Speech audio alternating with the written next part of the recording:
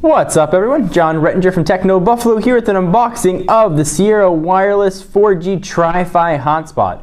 When one Fi or two Fi is not enough, Sprint's got you covered. So this is obviously a mobile hotspot that does EVDO, so that's the 3G. It does WiMAX for 4G, and it will eventually do LTE once the network is here for another version of 4G. So all the networks Sprint supports, except for some super old legacy ones, this guy is going to be able to take in and suck out his Wi-Fi. Let's go ahead and see if it works.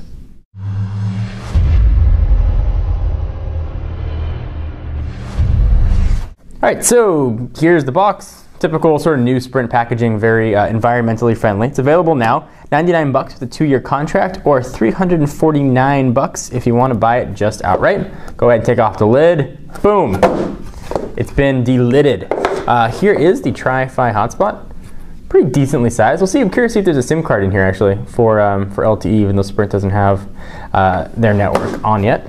See what else we're gonna have. Get started. All you need to know to get started. We don't need to read that. Who reads manuals anymore? We've got just an absolutely gargantuan battery, which also looks like it serves as the back. This is a 3600 milliamp hour battery. It's going to be good for 8 hours of use or 8 weeks of standby. The thing is giant. Imagine putting that thing into a phone. I think it'd be a brick.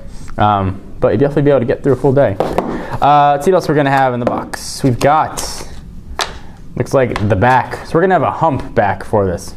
Get it? Like a whale. And then we've got the power cable, which is just a little brick. And it's of the micro USB variety, so pretty standard there. And Sprint's always really good about including bags for recycling devices. If you throw your old cell phones or batteries in the garbage, they go to landfills, and the battery juice, won't get all technical, can leak out. I know battery juice isn't real.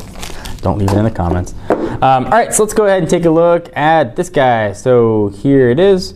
I don't see any SIM card in here. Well, maybe it's embedded, or there's where the micro card would go. So you can actually use this for wireless storage. No SIM card, at least that I can see usually removed. So maybe it's hidden, or maybe once Sprint has SIM cards, they will release them. So I'll go ahead and pop that back in. We'll put on our hump back, which I figure goes like this. And of course, since this is a mobile hotspot, we got to do a speed test. So let's go ahead and power it on. Let's see what we got actually on the sides. There's where you charge and power. There's your WPS, and it looks like there's a power switch. And that's about it. This is sort of a soft touch feel to it. This is not a little device in the world of hotspots. This is a large device in the world of hotspots. But if you need something that's going to work on pretty much every network that a particular carrier offers, in this case Sprint, it's going to be a good option for you. There is an LCD screen there, but unfortunately we didn't have enough power to turn that on. So I'm going to go ahead and plug this guy in, juice it up, and see if we can get some speed tests. We'll be back in just a minute. Alright, so we've got this guy juiced up. We got the Sprint logo powering up, and not the Sprint slogan, just letting me know what it's doing. So you have a full color LCD display here. 3G, 4G, Sprint. It is nice that this does every network. So if you've got WiMAX by you, hey, you're going to be set. If you, hopefully in one of the LTE markets, you're going to be set. Or if you've got Sprint's, albeit not overly fast, 3G EVDO network, you'll be able to use that here as well. So 4G LTE Tri-Fi hotspot, it's booting up. I know it's booting up because it's playing a game of Snake with itself, and it keeps losing. Go, go, go, go up! And it just keeps losing. So let this guy boot up. We'll test speeds here in just a moment.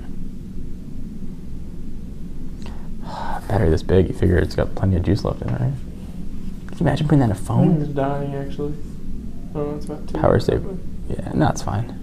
4G network's not found. Press start to search. Alright, so 4G network's not found. Press start to search, or press power to search. Searching for 4G LTE network. So there must be a SIM card in there, but it's not going to find 4G LTE because Sprint don't have it yet. I know, it's not found. Let's go ahead and take it out of power save mode. I think that's maybe what that is. So perhaps that's why you should read the instructions. There we go, so I found something. Reporting update, status to server, press to cancel. So showing 4G, so it's probably pulling in WiMAX. We do have WiMAX here in Southern California, which is where I'm at. And when I do get to network speed, certainly it's going to vary depending on where you are in your location. I'm in Southern California.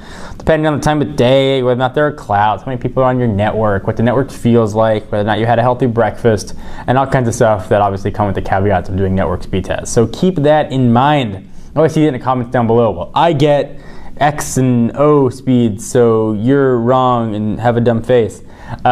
Just to show what speeds are here. So we are connected to the Sprint hotspot. I'm just using an iPhone here for testing purposes. Let's go to one of my favorite apps, that is Speedtest, and see what we are looking at. Again, just for fun. It does say we're connected over 4G there, and that is WiMAX. So let's see how quick that's going to work.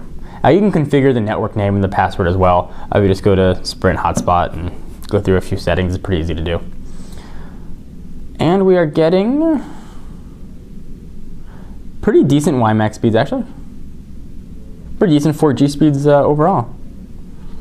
So 5 megabits down, and looks like we'll probably get 1-ish up. The 5 down is pretty comparable with actually LTE speeds around here in Southern California. The up's a little bit slower. Usually we get about 1 to 2 up, but certainly serviceable. So this is so maybe I'm going to eat a little bit of crow. Surprisingly a useful device here with WiMAX. And once Sprint gets LTE, perhaps this might be a good device to carry around in your bag. So whether or not this is going to be worth it for you, you're going to have to decide. It definitely comes in at a relatively reasonable price point, 99 bucks. Or you just buy it outright at $349, use it for as long as you want, sell it, and pay your data month to month. That's an option as well. Certainly though, I'd probably recommend waiting until LTE comes to you before you pick one of these bad boys up. Anyway guys, I'm John Rettinger from Techno Buffalo, and I will see you in the next video. Bye-bye.